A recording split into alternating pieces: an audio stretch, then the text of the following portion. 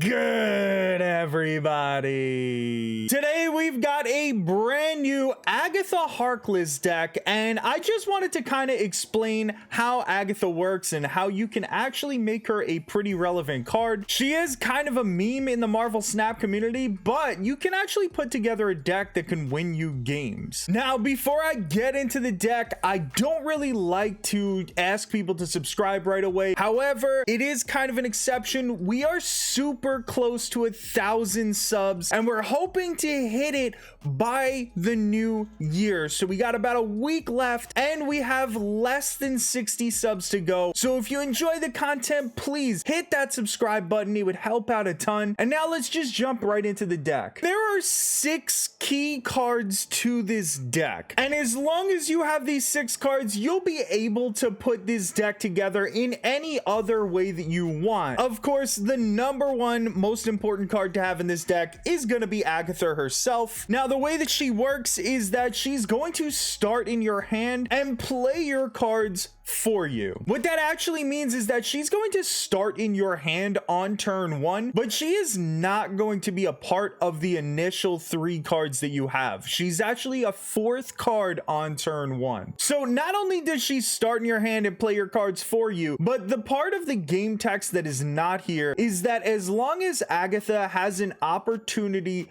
to play herself, she's gonna do that every single time. The whole goal of the deck is to get Agatha on the board as soon as possible so that you could play out the rest of your hand and you can win the game. 14 power right away is nothing to scoff at, and Agatha is actually a pretty damn good card. But how are we gonna get her on the board right away? Well, we want Wave to come out, and that is the second key card in this deck. If we can get Agatha to play Wave on turn 3, we know that no matter what, Agatha is going to play herself on turn 4, because like we said, no matter what, she is going to play herself at the earliest opportunity possible. And the other key card to getting her out of our hand is actually by using Lady Sif. We don't have any other 6 drops that are going to be in our hand prior to turn 6, so what we want is for Lady Sif or Wave to be the plays on turn 3. This way, Sif either kills Agatha or Wave allows Agatha to play herself. Which brings us to our 4th key card, and that's Ghost Rider. So if you're going to discard Agatha, you don't want to be missing out on that 14 power. We want Ghost Rider in the deck who's going to bring Agatha back from the discarded graveyard. We don't have any other discard cards in this deck, so we guarantee that if Ghost Rider is played on turn 4, that he's going to bring back Agatha, and of course, if we didn't discard Agatha, then there's no reason to play a Ghost Rider. And the last 2 cards that are basically key cards to the Agatha deck are actually going to be cards that you already have for sure if you're in pool 3, and that's Domino, so that we know that on turn 2, Agatha is going to play Domino no matter what, because Domino is drawn on turn 2, and we have no other 2 drops. And the last key card is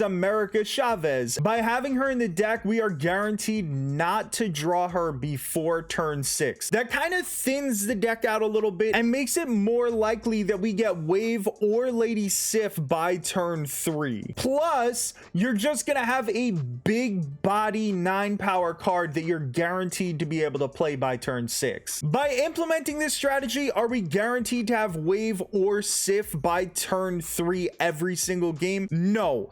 But a large percentage of the time, you are going to be able to have Wave or Sif come out right away. So the kind of restrictions that we have on this deck a little bit are that we're not adding any 6 drops besides Chavez. This way, no matter what, if we play Lady Sif, she is discarding Agatha. We're not playing any other 3 drops, 2 drops, or 1 drops besides Wave, Domino, and Lady Sif. The less choices we give Agatha, the more likely she is to play the cards that we want her to. So the other cards that we have in this deck are all replaceable. So the first 4 drop that I have is Jubilee, because our energy curve is so high that we want somebody like Jubilee to sneak out a couple extra 5 drops before their turn comes. We also have Rescue, who's just a really strong card. She's going to be a 9 power card for 4 energy. The key to this deck is that we're trying to get a ton of power out there on the last couple turns after Agatha Agatha is finally removed from our hand. We also have Iron Man, who's going to double the power at a certain location. We have Vision, who's 7 power and can move anywhere you want. We have Aero, who may very well be the best 5-drop in the game. She's going to be 8 power and she's going to be moving your opponent's cards to wherever you decide that they should play them. But a card that I kind of almost wanted to make a key card, you can get away with using this deck without him, but Taskmaster is fantastic in this Agatha deck. If we're able to play Domino on turn 2, Wave on turn 3, then Agatha comes out, then on turn 5 we can duplicate that Agatha, and now all of a sudden we have 2 14 power cards back to back, and that's before turn 6. Now I'm going to take you into some gameplay. So here we are, we got Agatha right away. Obviously that's how she works.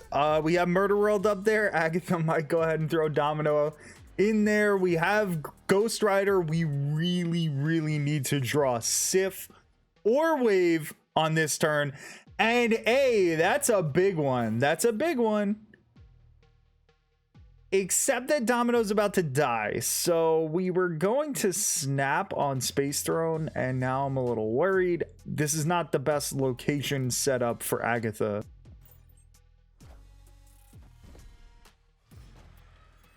And we really need Sif or Wave here. And there she is. There's Wave. And Murder World's going to kill Wave. We are in a tough spot.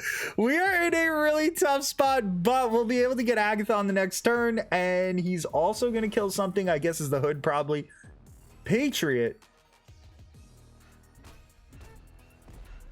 I guess he felt bad for us. You know, Agatha felt bad for him. I don't really, like, maybe he was just confused because I played at Murder World. Okay, he retreated. What was that? Okay, so here we go. I don't really know what happened in the last game. I don't know why he put his Patriot in Murder World, but here we go. We have Mojo World out there, and Mojo World, he kind of works against Agatha a little bit because we have so many high powered drops.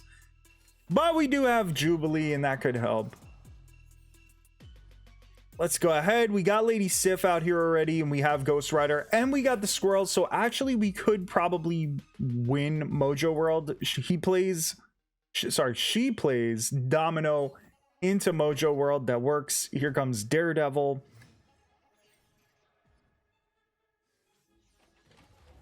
And we're getting +5 energy this turn. Okay, so Agatha's going to play herself, and she plays herself into Mojo World. That helps us big time. We're not going to be able to play any other cards here, but this is totally fine. We are going to be able to fill Mojo World thanks to Central Park. And he's going to play Sandman. Sandman is interesting. Sandman is definitely a very interesting card to play. Unfortunately, we can't play Taskmaster to copy Agatha because she played herself out a little bit early. We're going to go ahead. We're going to drop Lady Sif. Sif is going to kill Taskmaster and allow us to fill up Mojo World and have a strong 4-drop there. We're going to go ahead. We're going to play Jubilee in the middle. And we're probably going to Aero at the end. Because if he does have Professor X, if he Professor X is the left, he kills his chances at using Jessica Jones, getting the +4 with Jessica Jones. And we're going to Aero on the end so that he can't fill Mojo World. Putting Jessica Jones there is kind of a mistake, I feel like. Okay, so we need Jubilee to pull something good. And there's Vision, and that's a beautiful card. Then we got Aero on the end, and we're leading both the left and the right. We're going to have Aero drag over whoever over to the Sandman lane, and we should win this. I think he's just going to quit, to be honest. I can't imagine he thinks this is a winnable game. This would be a very silly continuation, so. And he plays. And there goes Aero. She takes him out of Mojo World. And there it is, GG's. I have no idea why he continued playing. He only gave me 1 spot to play, so no matter what, we were going to make up a point in Project Pegasus. That was kind of weird, but We'll take it. All right, let's play one more Agatha game. Let's see if we can get this done. And we got Wave out there, which is a very, very good start. We just want to draw Sif or Wave, and look at that, we got both of them. I would prefer if Wave was the turn 3 place so that we don't have to hope that we catch Ghost Rider. Why would somebody play Quicksilver? That took me off guard totally. I haven't seen anybody play Quicksilver in like a month, so it's gonna be embarrassing if I lose to Quicksilver, Domino. I'm not gonna lie to you. It's gonna be a rough look, and it feels like it's the type of thing that is definitely gonna happen, you know what I mean? Unless he's also playing Agatha.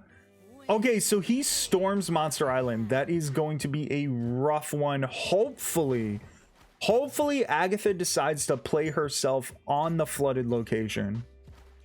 That would be the ideal situation, and she does. Let's go, Agatha. See, Agatha knows what's up. She's trying to protect us. She's trying to give us the win. She knows what's going on. It'll be interesting as well if he leaders Wong. Okay. He plays Wong. That's nice. So we're gonna go ahead. We're gonna Taskmaster here. We're gonna Taskmaster, create a second, basically a second copy of Agatha essentially, and hope that we can Aero on the last turn and pull out whatever he plans on using in the Wong location. So that's going to be close, but we have a good chance for one of our things to go into the flooded location. There goes Wave, and the squirrel takes over, and I think that's it for him. I think he's done. We're not going to be putting Aero out there. We're just going to go ahead and I guess Chavez for 9 and hope that this is good enough to win. And there you go. There you go, Agatha. See, she knows. She knew she had to play herself on the flooded location. Now, I'm just kidding. She doesn't know, so don't expect her to play herself on the perfect locations every time. We just got real lucky on that one. So that is our Agatha deck. If you enjoyed the video, please give it a thumbs up. And again, if you enjoy the content, please subscribe to the channel. We are almost at 1,000 subs, and we would love to reach it before the end of the year. Thank you so much for watching. I hope you have yourself a wonderful rest of your day.